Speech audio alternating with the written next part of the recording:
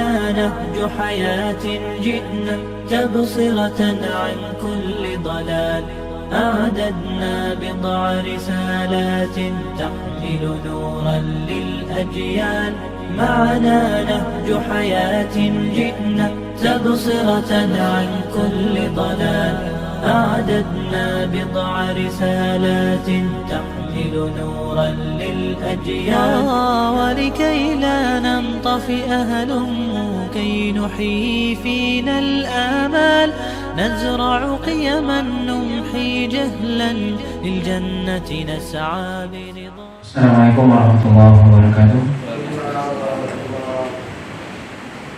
Innal hamdalillah nahmaduhu wa nasta'inuhu wa nastaghfiruh wa na'udzu billahi min shururi anfusina wa sayyiati a'malina may yahdihillahu fala mudilla lahu wa may yudlil fala hadiya lahu asyhadu an la ilaha illallah wahdahu la syarika lahu wa asyhadu anna Muhammadan abduhu wa rasuluh alladzi la rasula wa la nabiyya ba'dahu. Ya ayyuhalladzina amanu taqullaha haqqa tuqatih wa la tamutunna illa wa antum muslimun. Amma ba'd. Bapak dan Ibu kaum muslimin dan kaum muslimat yang dirahmati Allah Subhanahu wa taala. Alhamdulillah, puji dan syukur senantiasa kita sampaikan kepada Allah Subhanahu wa taala. Shalawat dan salam kita sampaikan kepada Rasulullah sallallahu alaihi wasallam dan juga kepada keluarga beliau, para sahabatnya serta orang-orang mukmin yang senantiasa mengikuti beliau sampai hari kiamat nanti. Pada kesempatan sore hari ini kita lanjutkan pembahasan dari ringkasan kitab Riyadhus Shalihin, yaitu bab yang ke-28, yaitu bab Sitri Auratil Muslimin wa nahyi an isya'atiha li ghairi darurah. Itu bab yang menjelaskan tentang hendaknya kita menutup aurat, atau maksudnya adalah aib-aib dari kaum muslimin, dan larangan untuk menyebarkannya tanpa ada hal yang sifatnya darurat atau penting. Tentunya seorang muslim, sebagaimana kita ketahui, Nabi SAW mengatakan bahwasanya bagi muslim yang lain adalah bersaudara dan diibaratkan seperti satu tubuh. Yang satu menguatkan sebagian yang lain, dan juga tentunya seorang muslim senantiasa menutup aib dan kekurangan saudaranya, karena tentunya kita semua tidak ada yang tidak punya aib dan kekurangan. Dan tentunya kita tidak ingin atau tidak suka aib dan kekurangan kita disampaikan atau disebutkan, disebarluaskan di depan umum, disebarluaskan dan sebagainya. Maka ada anjuran untuk kita menutup aib ataupun celah kekurangan dari saudara kita, sesama muslim, dan larangan untuk menyebarluaskannya. Karena yang namanya kekurangan, ya tentunya semua kita memiliki kekurangan, dan tentunya tidak ingin disebutkan kekurangan tersebut, baik itu yang sifatnya fisik ataupun yang sifatnya adalah akhlak atau perangai atau perilaku, kecuali ada alasan yang darurat, yang penting, yang itu berkaitan dengan kemaslahatan seseorang. Misalnya itu bisa lihat, misalnya ketika seseorang ingin melamar atau menikah dengan seorang wanita, mungkin tentunya dia bertanya gimana sifat wanita ini, atau sebaliknya juga wanita itu bertanya bagaimana sifat laki-laki dan seterusnya. Maka tentunya ini dibolehkan menyebutkan kekurangan dan yang aibnya, baik secara fisik ataupun perilakunya, adabnya, boleh dilakukan, boleh disebutkan, karena itu ada maslahat, ada kepentingan. Tapi kalau tidak, maka tidak boleh ya, untuk disebarluaskan. Dan itu pernah terjadi ya di zaman Nabi SAW ketika seorang sahabi ya, Fatimah binti Qais, yang beliau ingin menikah, kemudian bertanya kepada Nabi, di mana beliau didatangi oleh beberapa sahabat. Mungkin disebutkan ada pun si A, si B dan seterusnya. Nabi SAW kemudian menyebutkan aib dan kekurangan sahabat tersebut. Maka ini adalah contoh di antara contoh dibolehkannya kita menyebutkan kekurangan kalau memang itu ada alasan yang dibenarkan, yang sangat penting. Tapi selain itu, maka hukum asalnya adalah kalau kita melihat kekurangan, kesalahan, maka ditutup. Di sini atau dalam bab ini disebutkan firman Allah SWT dalam surah An-Nur ayat yang ke-19. Allah SWT berfirman, A'udzubillahi minasyaitonirrajim. Innal ladzina yuhibbuna an tashi'al fahishatu fil ladzina amanu lahum adzabun alimun fid dunya wal akhirah. Sungguhnya orang-orang yang mereka menginginkan atau menyukai agar perbuatan keji itu tersebar luas di kalangan orang-orang beriman, maka bagi mereka azab yang pedih di dunia dan di akhirat. Maka ayat ini sebenarnya kalau kita baca tafsirnya adalah berbicara tentang peristiwa di zaman Nabi SAW, dan bahkan itu peristiwa menimpa rumah tangga Nabi, di mana ayat ini berbicara tentang tuduhan orang-orang munafik terhadap ibunda kita Aisyah radhiyallahu taala anha yang dituduh oleh orang-orang munafik berzina. Dan mereka menyebarkan berita atau hoax tersebut, isu tersebut di Madinah ketika itu, di mana ketika itu Rasulullah SAW itu pulang dari perjalanan dari sebuah peperangan. Kemudian Aisyah ketika itu tanpa sengaja tertinggal dalam perjalanan, di mana kemudian ditemukan oleh seorang sahabat, ya, sahabat yang dia akhir, ya, biasanya di akhir pasukan biasanya ada sahabat yang jalannya di akhir, di belakang, supaya mungkin kalau ada yang jatuh dari barang-barang mereka dipungut, diselamatkan. Nah, ada seorang sahabat itu yang menemukan Aisyah ketika itu di jalan, kemudian pulang ke Madinah. Dan disebutkan dalam riwayat tentunya tersebar berita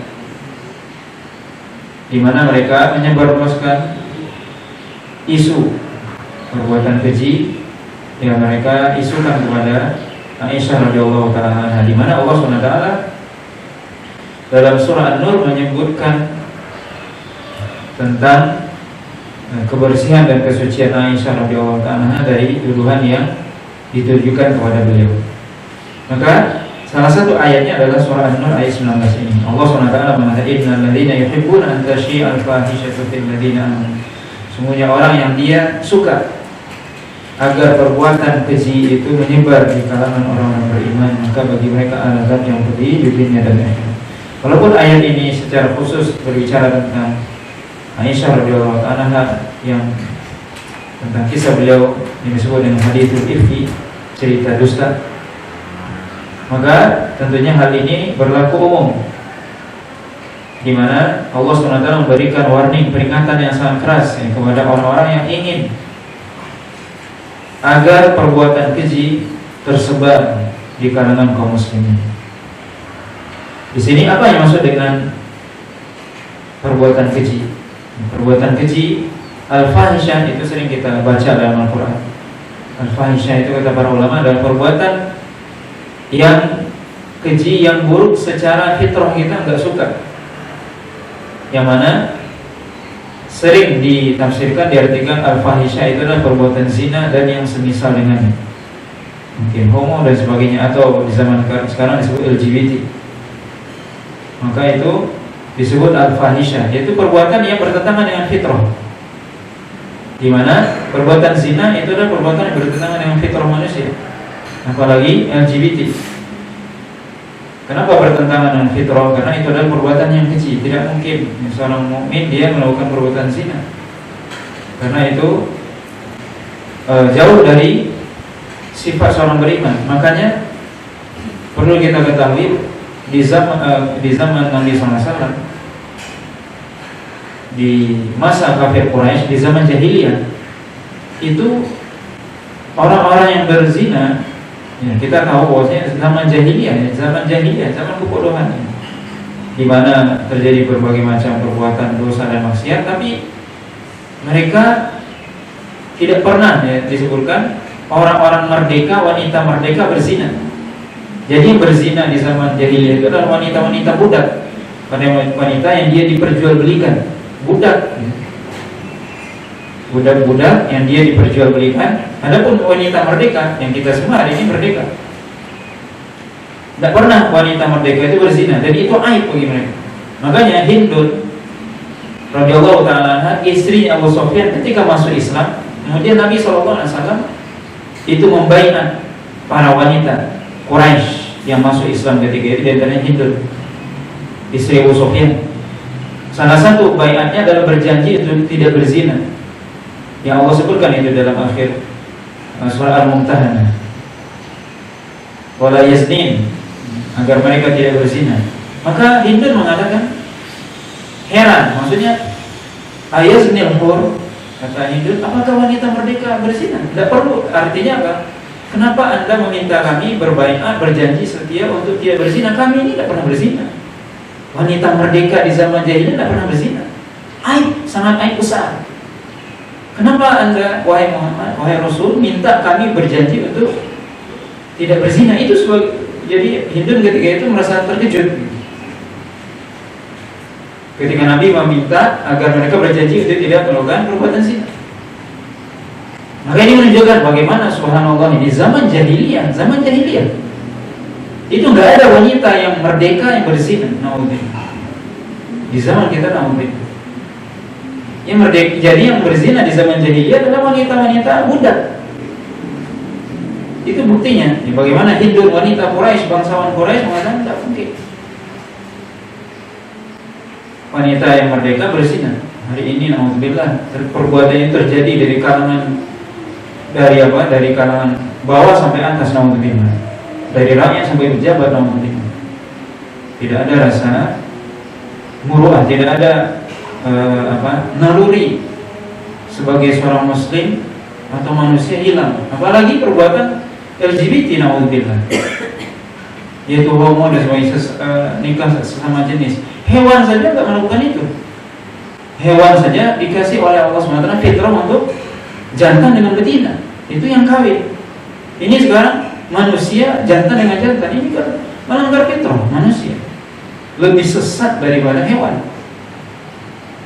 Makanya Allah SWT memang mengatakan ketika manusia sudah tidak memakai akal mereka, tidak memakai hati mereka, kata Allah dalam surah Al-An'am, itu balhum adall, ulaika kal an'am balhum, mereka seperti hewan ternak, bahkan lebih sesat daripada hewan. Ketika manusia tidak lagi memakai akalnya, memakai penglihatannya, pendengarannya, tidak lagi berpikir dengan normal, dengan sehat, keluar dari naluri dan fitrah yang Allah tetapkan dia dari. Kalau laki-laki suka sama perempuan itu normal, itu normal. Tapi laki-laki sama laki-laki, perempuan sama perempuan itu enggak normal. Hewan saja enggak melakukan itu. Betapa naudzubillah di zaman kita ini adalah perbuatan fahisyah namanya. Perbuatan keji, perbuatan yang sangat menjijikkan. Secara naluri manusia yang normal, ya, manusia yang sehat akalnya, sehat fitrahnya, itu menjijikkan. Tapi ini di zaman kita, itu di zaman kita diviralkan, diekspos, dipasarkan, naudzubillah. Supaya apa? Orang kaum muslimin jatuh pada perbuatan tersebut. Sehingga apa? Seolah-olah itu menjadi suatu hal yang biasa, naudzubillah. Itu yang kita konsumsi hari ini. Kita sering mendengar berita dan sebagainya. Maka ini masuk di dalamnya. Allah SWT mengatakan, innal ladzina yuhibbuna an tashi'al fahisyah. Orang-orang yang menyukai perbuatan keji dan mungkar ini menyebar di kalangan kaum muslimin. Bagaimana mereka? Yang menyebarkan perbuatan tersebut. Bagaimana caranya? Ya mereka mulai dengan menyebarkan mulai dari perempuan buka aurat di zaman kita sekarang, alhamdulillah. Perempuan memperlihatkan auratnya di hadapan umum, dan bahkan mungkin ada sebagian instansi yang harus orang bekerja harus buka auratnya, alhamdulillah. Ini mereka termasuk di dalam ini. Misalnya ada instansi atau apalah tempat bekerja yang di situ wanita kalau bekerja itu harus buka aurat. Ini termasuk orang yang berarti suka fahisyah, perbuatan keji menyebar. Karena perbuatan keji itu dimulai dengan wanita buka aurat di tempat umum, di tempat terbuka, dibuka auratnya, kemudian memfitnah lawan jenisnya laki-laki, kemudian terjadilah perbuatan zina dan sebagainya. Alhamdulillah. Maka ini termasuk orang-orang yang menyebarkan foto, video wanita yang tidak menutup aurat, itu semua masuk dalam itu. Dan di zaman kita, naudzubillah, itu sangat dahsyat. Kalau di zaman dahulu ada cuma di koran, majalah, ya, gambar atau foto wanita. Di zaman kita ada di setiap kantong kita, ada dalam HP kita. Dalam HP ada semua wanita yang bagaimanapun. Di zaman dahulu tidak ada, di zaman sekarang ada. Yang mereka nggak pakai busana dan sebagainya, ada semua, naudzubillah. Itu disebarluaskan, di-upload. Itu adalah termasuk dalam hal ini. Orang-orang yang suka agar perbuatan keji dan mungkar menyebar. Akhirnya apa? Orang di zaman sekarang, alhamdulillah, melakukan perbuatan zina itu biasa. Kita mendengar perbuatan itu terjadi ini dan itu, menyebar kanan kiri depan belakang, orang melakukan ini dan sebagainya. Perbuatan dosa begitu mudahnya dilakukan dan terang-terangan. Ada namanya lokalisasi dan sebagainya. Ini kan termasuk melegalkan. Artinya apa? Berarti di sini boleh zina, di tempat lain nggak boleh. Ini kan melegalkan namanya. Berarti bolehkan zina, naudzubillah. Ini adalah perbuatan yang bertentangan dengan syariat. Ya, Allah SWT berikan peringatan yang sangat keras dalam ayat ini. Orang-orang yang dia suka perbuatan keji dan mungkar itu menyebar di kalangan kaum muslimin dengan dia hari ini, dan kita kata menyebarkan konten-konten, foto dan sebagainya, video yang di dalamnya ada wanita yang buka aurat masuk di dalam. Maka kita hati-hati, jangan sampai jari kita mencet, kemudian kita dilempar oleh Allah SWT ke neraka gara-gara mencet yang tidak benar. Yang kita pencet di dalamnya ada video, ada foto wanita yang buka aurat. Kita sebar, kemudian dibaca dikonsumsi oleh sekian orang, puluh, ratus, ribuan orang, kita semua dapat dosa. Kita yang nanggung dosanya, alhamdulillah. Hati-hati. Maka ini kaum muslimin yang dirahmati Allah SWT. Bagaimana Allah SWT mengatakan dalam ayat ini, sesungguhnya orang-orang yang suka perbuatan keji dan mungkar, perbuatan yang menjijikkan, perbuatan dosa dan maksiat menyebar. Kalau di zaman dahulu susah melakukan perbuatan itu diam-diam di zaman dahulu. Hari ini ada sudah namanya prostitusi online, naudzubillah. Judi online, semuanya difasilitasi. Perbuatan dosa dan maksiat itu difasilitasi. Tentunya ini siapa yang menyebarkan? Ya orang-orang non-muslim terutama, yang pertama dan utama. Mereka ingin menyebarkan perbuatan keji dan mungkar di kalangan kaum muslimin. Kemudian sebagian kaum muslimin yang imannya lemah, yang tercuci otaknya dengan pemikiran mereka, ikut menyebarkan, ikut mendukung upaya-upaya tersebut, ikut melegalkan perbuatan-perbuatan yang itu bertentangan semua dengan syariat, melegalkan. Makanya ketika hari ini kita lihat bagaimana, ya naudzubillah, kita melihat di dunia nyata dan maya, yang wanita-wanita terutama buka aurat itu sudah biasa. Ini adalah tantangan buat kita bersama sebagai seorang muslim. Kita menyampaikan, apalagi kita sebagai laki-laki, sebagai bapak, suami, harus wajib kita mendakwakan anak dan istri atau putri kita agar mereka menutup aurat keluar dari rumahnya, tidak bercampur baur dengan laki-laki yang bukan mahramnya, tidak sembarangan mereka berjabat tangan dengan yang bukan mahramnya dan sebagainya. Kenapa? Karena tentunya wanita fitnah bagi laki-laki. Ketika mereka buka aurat di depan laki-laki, itu terjadi fitnah. Maka di wanita disuruh berhijab supaya apa? Supaya dia tidak memperlihatkan auratnya di hadapan laki-laki. Kenapa? Karena laki-laki terfitnah dengan auratnya. Maka wanita disuruh berhijab yang syar'i supaya tidak terjadi perbuatan keji dan mungkar. Ini tuntunan Islam, ini aturan Islam agar masyarakat, agar umat manusia berjalan di atas rel yang benar. Maka ya, di zaman kita sekarang itu terjadi dan menyebar, dan itu dengan slogan-slogan. Inilah yang disebut dengan modern, inilah yang disebut dengan kemajuan, kata mereka. Adapun wanita-wanita yang mereka senantiasa menjaga aurat mereka, menutup aurat mereka, dianggap fundamentalis, dianggap teroris, dianggap kuno dan sebagainya. Diberikan label-label yang buruk agar apa? Agar mereka melepaskan hijab-hijab mereka, agar mereka melepaskan pakaian-pakaian mereka. Ini adalah label, adalah suara-suara propaganda yang dibikin oleh musuh-musuh Islam dan juga orang-orang munafik dari umat Islam, orang-orang yang tercuci otaknya dengan kaum-kaum kafir untuk ikut pada mereka,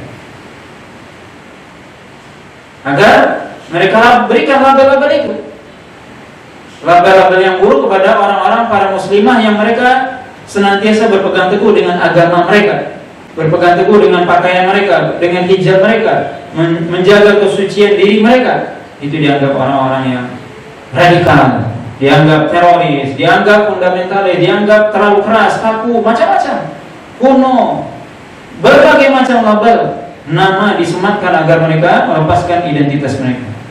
Adapun wanita-wanita yang telanjang, yang buka aurat, itulah kemajuan, itulah yang hebat, itulah yang bagus, yang harus diviralkan, yang harus diikuti. Naudzubillah. Ini sekarang sudah kalau kita tidak memiliki iman, kita akan termakan dengan pemahaman ini. Ini pemahaman yang sangat berbahaya, pemahaman yang akan mengeluarkan umat Islam bisa jadi dari akidah mereka. Ketika mereka terbawa oleh propaganda musuh-musuh Islam. Ini semua propaganda musuh-musuh Islam, yang kalau kita tidak mengerti, kita akan terbawa, kita akan ikut, sehingga mereka mengatakan, dia jangan terlalu radikal, jangan terlalu keras, moderat sedikit, kata dia, dengan berbagai macam label, penamaan dan sebagainya. Tujuannya apa? Mereka cuma satu, menyebarkan ke perbuatan fahisyah, perbuatan buruk, keji dan munkar di antara kaum muslimin.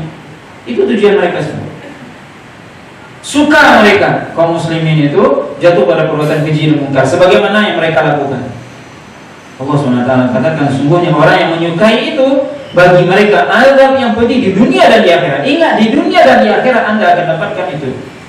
Di dunia dan di akhirat Allah SWT janjikan. Allah SWT berikan peringatan yang sangat tegas kepada orang-orang yang menyebarkan konten-konten porno dan sebagainya yang di dalamnya adalah perbuatan dosa dan maksiat. Allah SWT janji kalian akan diadab di dunia dan di akhirat oleh Allah SWT ketika Anda menyebarkan hal-hal yang di dalamnya ada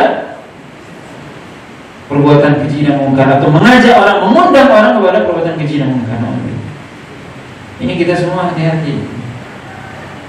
Ini adalah tanggung jawab kita bersama untuk kita sampaikan pada keluarga kita, istri, anak, putri kita, tetangga kita, karib kerabat kita. Kita yang punya kewajiban untuk menjaga mereka ya dari perbuatan keji dan mungkar, atau ya konten-konten yang di dalamnya ada perbuatan keji dan mungkar.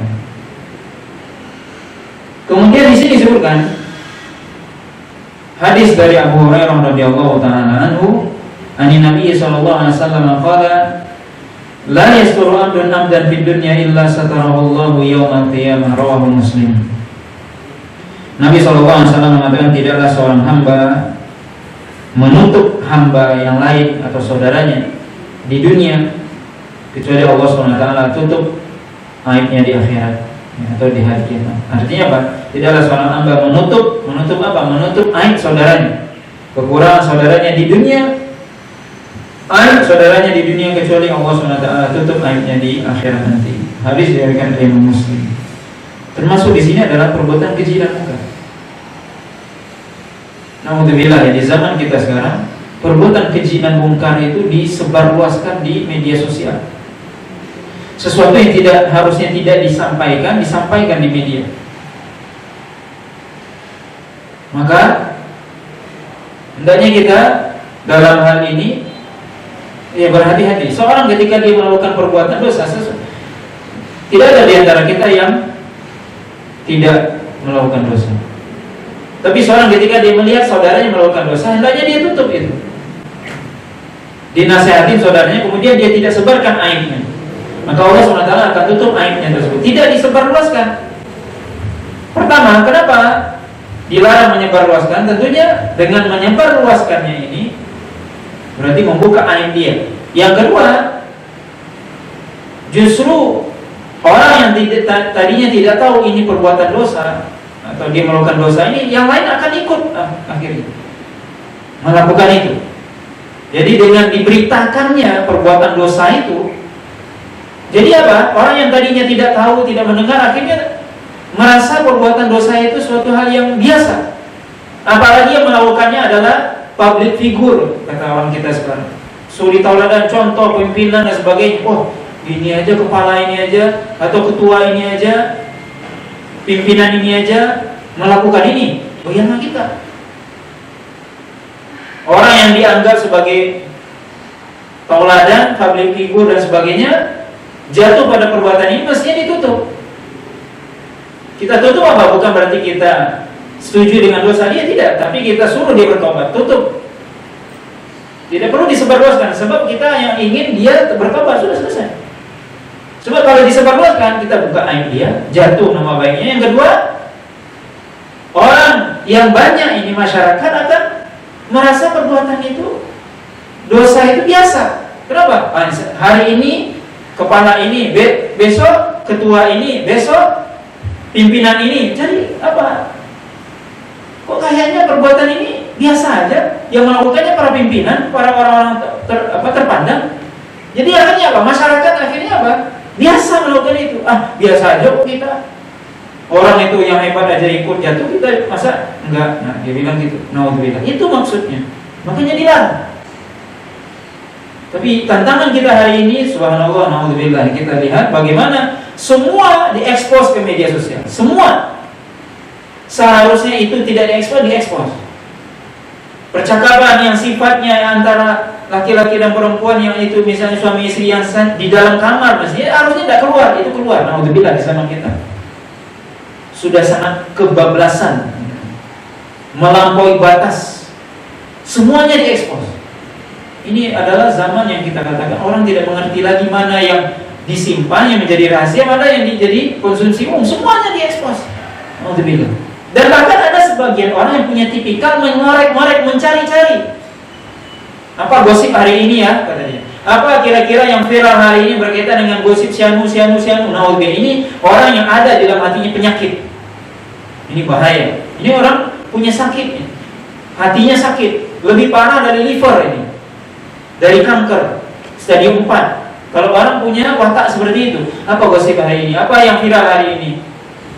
Untuk menjatuhkan orang, untuk supaya apa? Diviralkan. Dan sebagian orang ingin cuman ingin mendapatkan apa? Keuntungan duniawi, supaya dia dapat follower yang banyak, sehingga dia dapat keuntungan yang sifatnya dunia. Naudzubillah. Dia menyebarkan sesuatu yang sifatnya perbuatan keji dan mungkar. Tidak tahu dia apapun, yang penting dia viral, yang penting dia banyak pengikutnya, subscribe-nya. Kemudian apa? Dia dapat keuntungan. Naudzubillah. Ini orang yang Allah SWT tadi disebutkan dalam Al-Quran, Allah SWT ancam mereka diazab di dunia dan akhirat. Siapapun dia, maka diancam oleh Allah SWT. Orang yang dia menyebarkan berita atau kejadian yang sifatnya perbuatan yang itu dosa dan maksiat, disebarluaskan sehingga tahu orang semua, yang tidak tahu jadi tahu dan sebagainya, sehingga orang mendengar itu seperti biasa melakukan perbuatan ini. Karena sudah sering kita mendengar itu, orang hari ini si anu berzina, besok si B berzina, besok si setiap hari kita mendengar, jadi sudah biasa. Dulu kita mendengar itu orang melakukan itu sekampung merasa itu sangat berat, terpukul semua. Wah, kok bisa gitu? Hari ini biasa aja. Kenapa biasa seperti? Kenapa biasa? Karena sudah terbiasa mendengarkan berita itu. Maka kalau apapun, kalau sudah terbiasa jadi biasa. Ini perbuatan dosa sering terjadi, sering kita mendengar, jadi biasa aja. Dan kita hilang perhatian kita.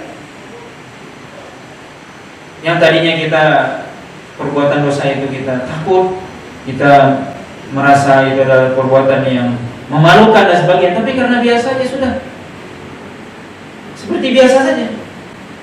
Nauzubillah. Dan ini yang paling berbahaya ketika seorang menganggap perbuatan dosa itu biasa. Sudah terjadi, sudah sering terjadi, kemudian dianggap biasa sama dia. Padahal itu suatu hal yang sangat memalukan, mestinya itu suatu hal yang sangat ditakutkan, tapi hari ini dianggap biasa saja. Maka ini Bapak dan Ibu yang dirahmati oleh Allah SWT, ini adalah suatu hal yang kita menghadapi tantangan yang sangat besar di zaman kita.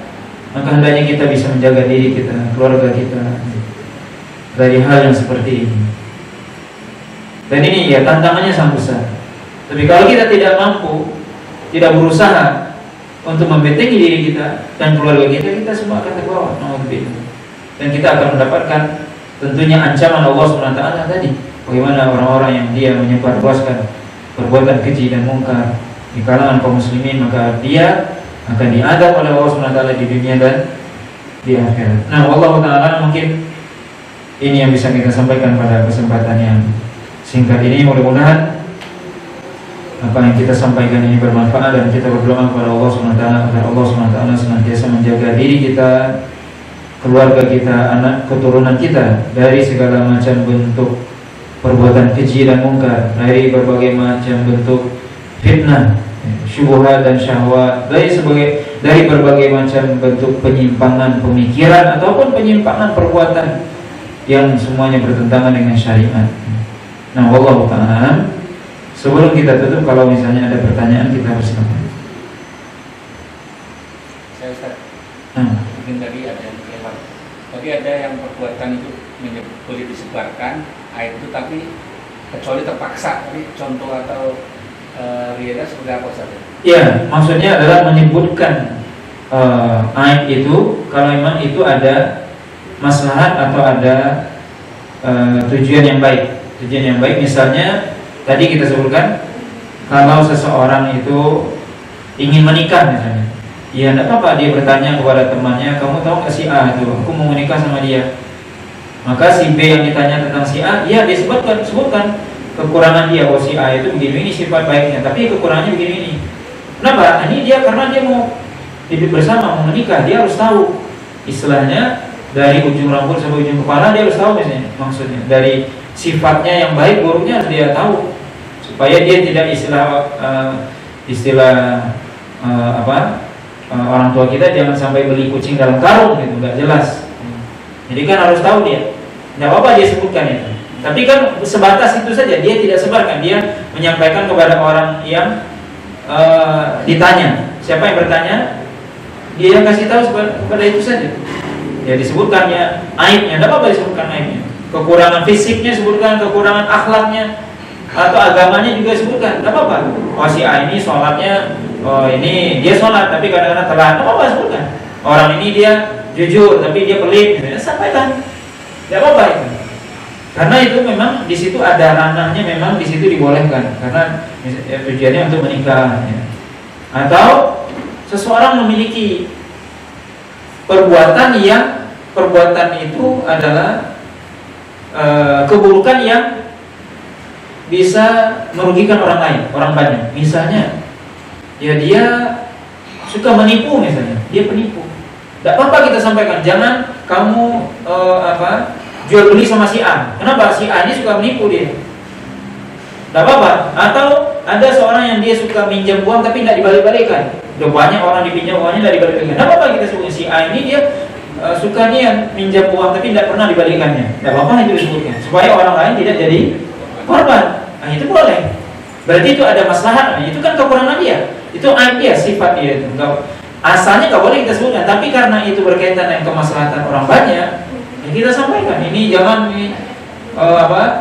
main-main dengan dia ini, karena dia suka menipu, dia suka macam-macam. Hal yang kalau itu berkaitan dengan kemaslahatan orang banyak, itu boleh. Ya, kita peringatkan orang agar orang tidak menjadi korban berikutnya. Mungkin itu. Atau adapun selain itu nggak boleh. Adapun selain itu nggak boleh. Kenapa? Saudara kita sama muslim, kita tidak boleh menyebarkan aibnya. Jadi hukum asal aib kekurangan saudara kita, baik fisik ataupun sikap, itu harus ditutup. Kecuali kalau kita di situ ada keperluan, ada kepentingan, baik itu pribadi atau memang itu berkaitan dengan kemaslahatan orang banyak, maka itu dibolehkan sebatas itu saja. Ya sifat yang itu saja yang berbahaya aja, yang lainnya nggak perlu disebutkan. Ya sebatas itu saja. Nah, wallahu ta'ala mudah-mudahan apa yang kita sampaikan bermanfaat. Wassalamualaikum warahmatullahi wabarakatuh.